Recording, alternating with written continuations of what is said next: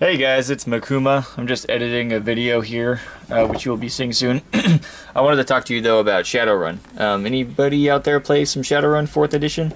I know 5th edition is coming out sometime this year, but we don't have that yet. This is the 20th anniversary core rulebook, and this is the thin one. I don't know, because my friend Richard got one too, and it was really thick compared to this. This one, the only difference is that the pages are made differently. These are like really thin pages. But I wanted to just give kind of a shout out for this game, I guess. I mean, I've played Shadowrun a little bit a few years ago, and my friends and I just picked it up again. And we're D&D guys, Pathfinder now, because we're not really into 4th edition Dungeons and Dragons, but we love Pathfinder.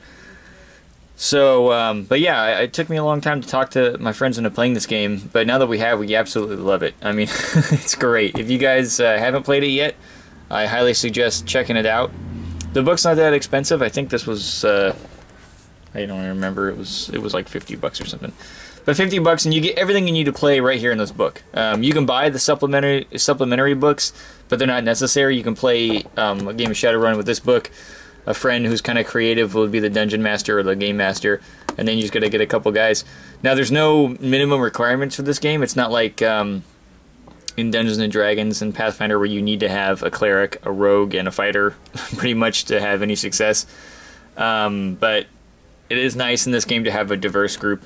You can all basically be the same thing, and there aren't any classes in this game for that matter. There's no a common term for a class in this game is street samurai, but that doesn't actually exist. That's just the way people build their character, and that's pretty cool because these characters are completely customizable. You can do anything you want. There's literally no limits to how you create your character. You have some meta types. Meta types in this world, the world of Shadowrun. Humans have kids, and they can be anything. They could be orc, a dwarf, an elf, a troll, or just a human. There's really no determining what you'll be before you're born. It just you come out a certain way. So that's kind of cool. It makes a new kind of weird aspect to the game. There's no dwarf people. They don't have like a special dwarf language, you know. They're just born, everybody's born as they are, a dwarf, an elf, whatever, and then after they're born sometimes they band together. For instance, the trolls and the orcs are kind of looked down upon because especially the trolls, a lot of people consider them to be stupid, so they end up basically hanging out with each other more than the other meta types and disliking the elves because people like elves for no really good reason. And then, you know, they have magic, and the 4th edition has new rules for a thing called Technomancer, which is basically a guy who can enter into the computer world without any hardware. He just uses his mind. It's a really cool... That's the kind of character that I'm playing, by the way. But I mean, it's a really good book, very clear, easy to use.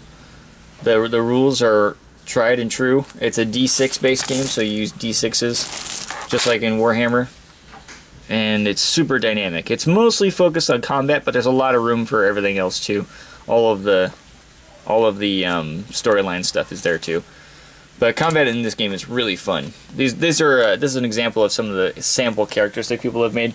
See, they say covert ops specialist, but that's not really a class. It's just the way they built their character. And then here, drone rigger, not really a class again. It's just the way they set their guy up. And there's no limit. I mean, like I said, you can do anything you want. Anyway, super fun game. Hey, Arthur. Super fun game. I suggest you guys check it out. Alright, thanks. Bye.